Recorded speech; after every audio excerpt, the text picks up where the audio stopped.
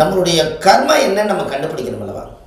பாருங்கள், நம்ம தாத்தா அந்த காலத்தில் நம்மளுக்கு என்னெல்லாம் புண்ணியம் செஞ்சுருக்கிறாரோ அதெல்லாம் அந்த புண்ணியமெல்லாம் கண்டிப்பாக இந்த பிரபஞ்சத்தில் அவர் புண்ணியம் பண்ணியிருந்தா நம்ம ஜாதகத்தில் கண்டிப்பாக அந்த புண்ணியமான காலத்தில் நம்மளுக்கு ஒரு நல்ல காலம் வரும்போது தாத்தா செய்த புண்ணியம் நம்ம ஜாதகத்தில் வேலை செய்யும்.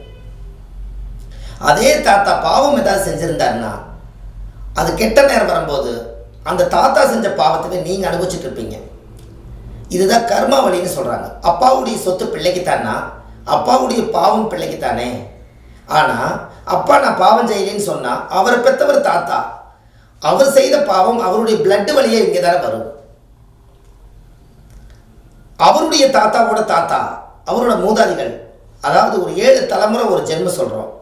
21 தலைமுறையில் இருந்து அப்படியே முன்னோர்கள் வாழ்ந்துட்டு ஒவ்வொருத்தரவா ஒரு இறக்குமதியை அந்த உலகத்துக்கு மனித பிறப்பை எடுத்துட்டோம்.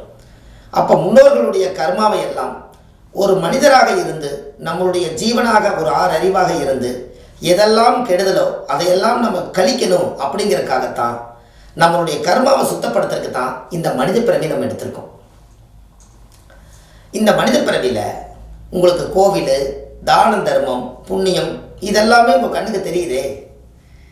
இது எல்லாம் பார்த்து செஞ்சு தான் நம்மளுடைய ஜென்ரேஷனில் நம்ம கர்மா நம்மளோட போய் அடுத்த நம்மளுடைய சந்ததிகளுக்கு வராமல் இருப்பதற்காகத்தான் புண்ணியம் செய்வதற்கே புண்ணியம் செய்திருக்க வேண்டும்.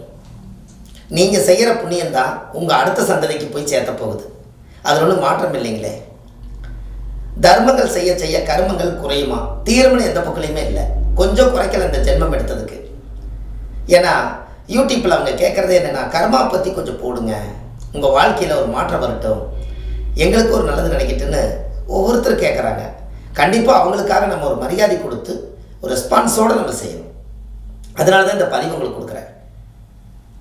நம்ம தாய் வழியில் வந்த கர்மா, தந்தை வழியில் வந்த கர்மா ரெண்டும் சேர்ந்து நாம் பிறப்பெடுத்த கர்மா, மொத்தம் 3 கர்மா சேர்ந்தது தான் ஊழ்வினை தோஷமாக மாறுது. ஒரு ஜாதகத்தில் திதி, நட்சத்திரம், கரணம், கிழமை, யோகம் 5 அங்கங்கள் சேர்ந்தது பஞ்சாங்கம். இதெல்லாம் நாம் சிசரின் பண்ணி குழந்தை எடுத்து நம்ம இந்த திதி நட்சத்திரத்தை கேட்ச் பண்ண முடியாது.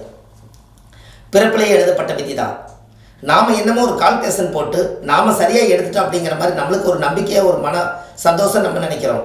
ஆனால் அதையும் கடவுள் அந்த ஞானத்தை கொடுத்து நீ இந்த டயத்தில் எடுத்தாலும் நான் இப்படித்தான் உன் கர்மாக்குள்ளே வருவேன்னு சொல்லி அது அட்வான்ஸாக இருக்க. என்ன பண்ணினாலும் விதியை மாற்ற முடியாது உங்கள் வாழ்க்கையில். அதே போல் அது விதி தானே, இருந்துட்டு போகட்டும், விதி போல தான் நடக்குது, நம்ம எதுக்கு சாஸ்திரத்தை ரொம்ப கையாளணும்னு நீங்கள் நினைக்க வேண்டாம். அந்த விதிங்கிற பொறுமையில் எல்லாத்தையுமே தூக்கி அதுக்குள்ளே வச்சாலும் கூட அந்த விதியிலிருந்து போன ஜென்மத்தில் வாங்கி வந்த கர்மாவை விதின்னு நம்ம நினச்சிட்டு இருக்கிறோம். இந்த ஜென்மத்தில் குறைச்சா அது மதி.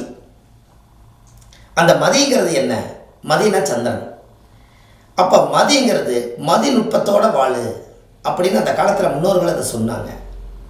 நம்மளுக்கு இவ்வளவுதான் விதி நம்ம நினைக்க வேண்டாம். அதை முறியடிக்கிறதுக்கு சகல வழிகள் இருக்குது. ஏன்னா 120 வருஷம் ஒரு மனிதனுடைய ஆயுள், 60 வருஷத்துக்குள்ளே வாழ்க்கையை ரிட்டையர்ட் ஆக்கிடுறோம். அப்போ 20 வயசில் இளமையும் 20லேருந்து 40 வயசுக்குள்ள ஒரு நடுத்தரமான வாழ்க்கையும் 40லேருந்து 60க்குள்ள முதுமையான வாழ்க்கைக்கே நம்ம போயிடுறோம். அப்போ எப்போத்தான் நம்ம வாழ்க்கையில் நல்லா இருப்போம் நீங்கள் நினச்சி பாருங்கள். எப்போ வேணாலும் நம்ம நல்லா இருக்கலாங்கிறதுக்கு காலங்கள் பத்தாது. உடம்பு மெலிஞ்சிரும்.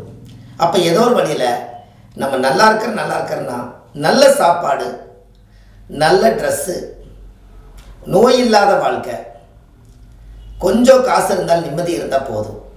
இதை நினச்சாலே இதுதான் நல்ல வாழ்க்கை. இது உங்களுக்கு அளவாக போக மீதி இருந்தால் இது தர்ம வழியில் கொண்டுட்டு போய் ஒரு கோவில் கட்டுறவங்களுக்கு, ஆலயத்தை உருவாக்கி ஒரு ஆன்மீக செயல்பாடு பண்ணுறவங்களுக்கு ஒரு நல்லது செய்யுங்க. உங்கள் கர்மா கழியும். வாயில்லாத புறா, பச்சி, பறவைகள் இருக்குது, அதுக்கு உணவு கொடுங்க, உங்கள் கர்மா போயிடும். கர்மா கண்டிப்பாக குறையும். ஒரு கால பைரவர் ஒரு நாய்க்குட்டி இருக்குது, அந்த நாய்க்குட்டி காலையில் உணவு வைங்க. உங்களுடைய ஜாதகத்தில் காக்கா குருவிகளுக்கெல்லாம் உணவு வைங்க, அதுக்கு தண்ணி வைங்க, உங்கள் கர்மா குறையும். பெற்ற தாய் தந்தை சாப்பாடு அவங்களுக்கு நீங்கள் பக்கத்துலேயே உட்கார வச்சு சாப்பாடு உங்கள் காலத்தில் நீங்கள் சாப்பாடு போடுங்க, அது உள்ள கர்மா குறையும். நம்ம பெற்றவங்களை நம்ம சௌரியத்துக்காக நம்ம வாழ்கிறதுக்காக அவங்க வெளியே இருந்தாங்கன்னா அது கர்மா குறையாது. நம்ம வீட்டிலேயே இருந்து அவங்கள சாப்பிட வச்சு அவங்களோட ஆயுள் பூர்ண ஆயுளாக இருந்து நல்ல விதமாக அவங்க ஆத்ம சாந்தியானதை எடுத்து அடக்கம் பண்ணினா தான் நம்மளுக்கு கர்மா குறையும்.